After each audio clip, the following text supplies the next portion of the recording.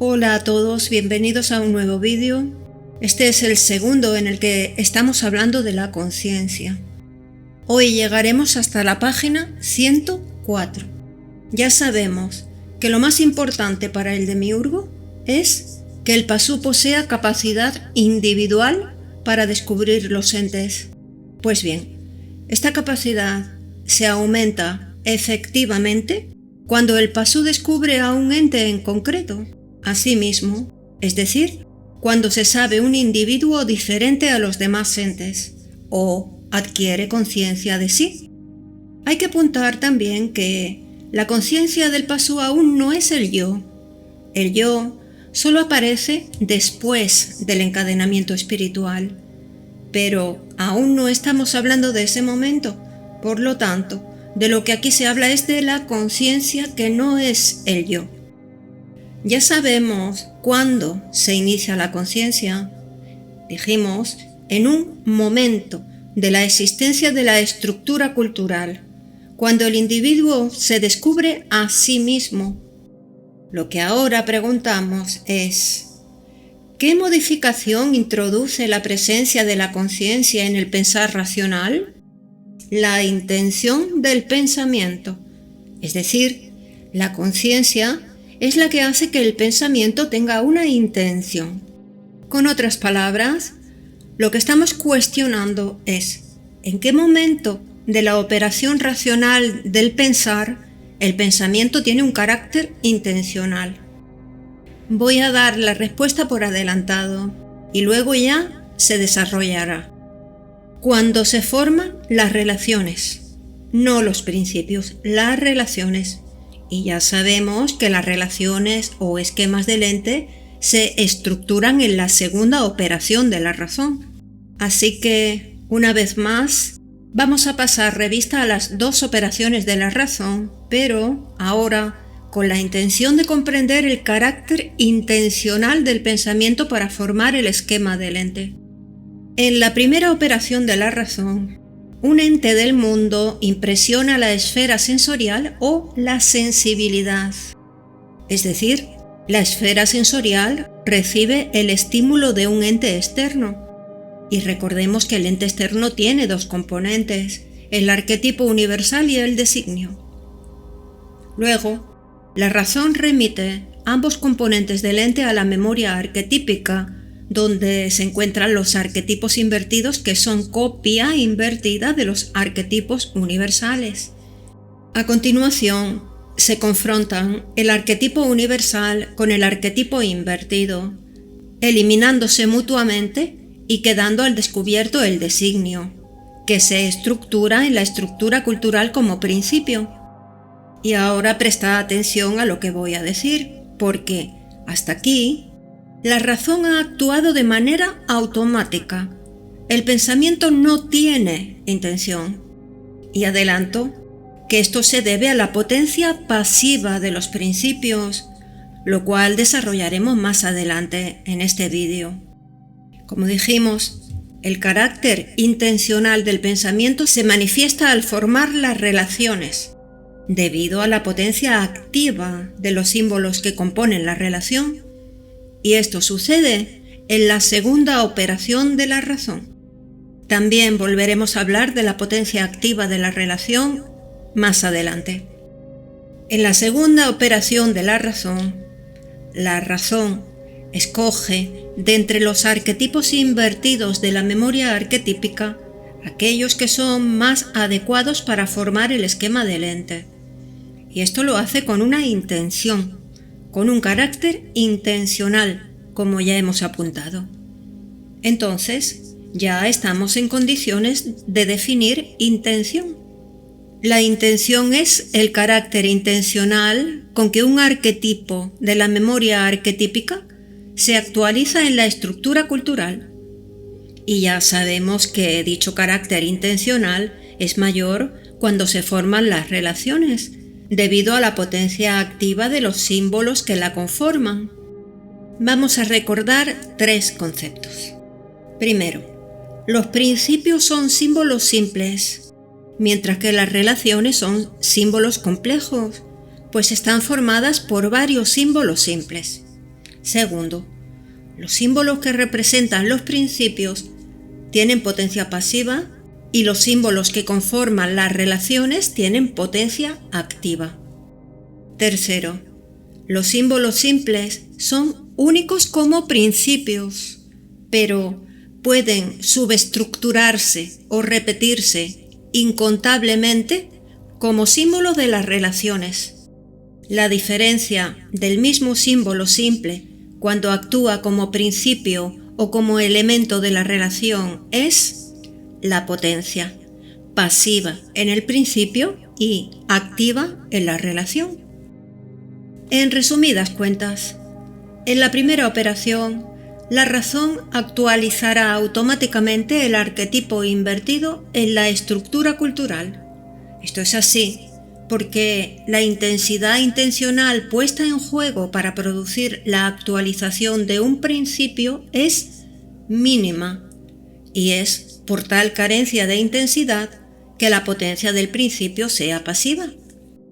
En cambio, en la segunda operación, las relaciones se estructuran en la estructura cultural con carácter intencional. El pasú pone una intención, es decir, tiene que buscar los arquetipos de la memoria arquetípica, los más adecuados para formar el esquema del ente o relación. Y eso implica ya una intención. La intensidad intencional es por tanto mayor que la empleada para formar el principio. Y a causa de esta mayor intensidad en la intención, los símbolos de la relación tienen potencia activa.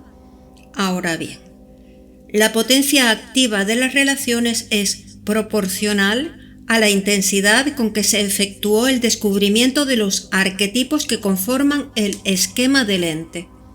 A partir de ahora vamos a enfocarnos especialmente en las potencias activas que subyacen en las relaciones. Empezamos planteando una cuestión. ¿De qué depende la intensidad intencional con que se efectúa la operación racional de esquematizar un ente? ¿Se entendió la cuestión? Que la razón del pasú para formar la relación o esquema del ente lo hace con una intención, digamos, con un esfuerzo por encontrar, es decir, tiene que buscar en su memoria arquetípica los arquetipos más adecuados para formar el esquema del ente, el cual ya se descubrió en la primera operación. Obviamente, no todos los entes son iguales para el pasú. Su instinto de supervivencia hará que sea más importante para él un fruto que una piedra. Por lo tanto, pondrá más intensidad intencional en esquematizar un fruto que una piedra. Leo un párrafo del libro que está en mayúsculas. En el pasú, para sí mismo, el fruto es más importante que la piedra. Por eso, los esquemas o relaciones de ambos entes, piedra y fruto, ¿se entienden?, están referidos de diferente manera con respecto a sí mismo. Y esas diferentes referencias se manifiestan en la diferencia de potencia de las relaciones. La dimensión potencia de cada relación está referida de manera particular a sí mismo. Pero el pensar una relación es el pensamiento racional. Entonces, ¿dónde encaja aquí el pensamiento consciente? La respuesta está en que, aunque se piense la relación racionalmente, puesto que está en la estructura cultural, debido a la potencia activa de la relación, dicho pensamiento está potencialmente dirigido hacia la esfera de conciencia, hacia sí mismo, y de esta manera el pensamiento se convierte en consciente. Pero esta respuesta requiere una explicación más esclarecedora. El pensamiento de una relación es actualizado, debido a la potencia activa de la misma, hacia la esfera de conciencia, hacia el sí mismo del pasú. Pero dicho sí mismo no implica individualidad. Recordemos que la esfera de conciencia del pasú aún no es un yo individual. Lo que se despliega en la esfera de conciencia del Pasú no son los arquetipos, sino los símbolos del esquema, que se tornan allí conscientes. Aunque ya sabemos que tales símbolos proceden de arquetipos de la memoria arquetípica que han sido actualizados para formar el esquema del ente. Entonces, la potencia intencional con que los símbolos del esquema del ente se refieren a los arquetipos correspondientes es proporcional a la potencia con la que dichos símbolos se despliegan en la esfera de conciencia. Es decir, un esquema de la estructura cultural cuya potencia activa sea muy grande dispara, por decirlo de alguna manera, al pensamiento del esquema hacia la esfera de conciencia con tanta fuerza que dicho pensamiento se convierte en pensamiento consciente o conciencia de una relación.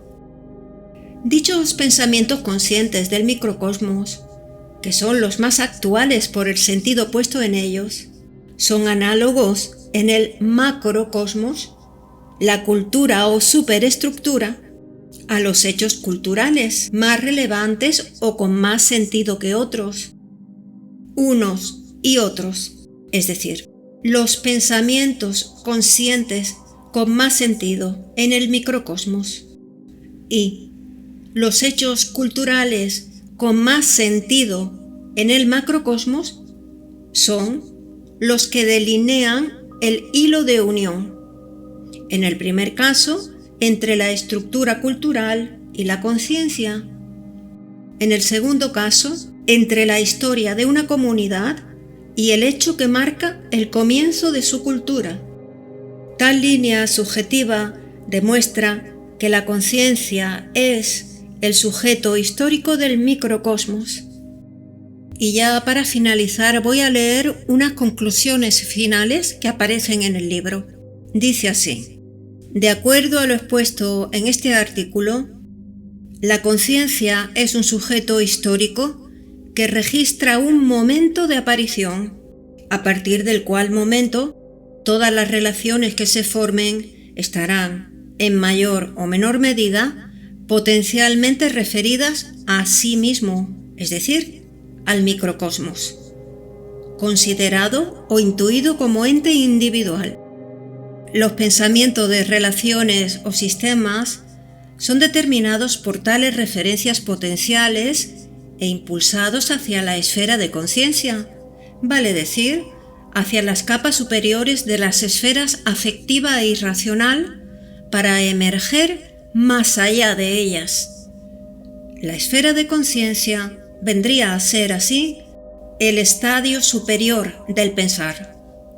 Crearla es el objeto microcósmico de la finalidad.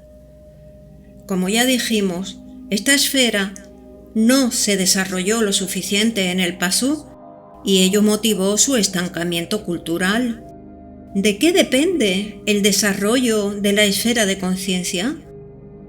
De una facultad del pensar que dimana de las potencias activas de las relaciones y dirige los pensamientos hacia ella, hacia la esfera de conciencia, se entiende, tomándola como centro de referencia intencional temporal. En el siguiente artículo se estudiará dicha facultad, la facultad traductiva. Así que esto ha sido todo por hoy. Yo ya me despido hasta el próximo día. Un fuerte abrazo a todos y que estéis bien.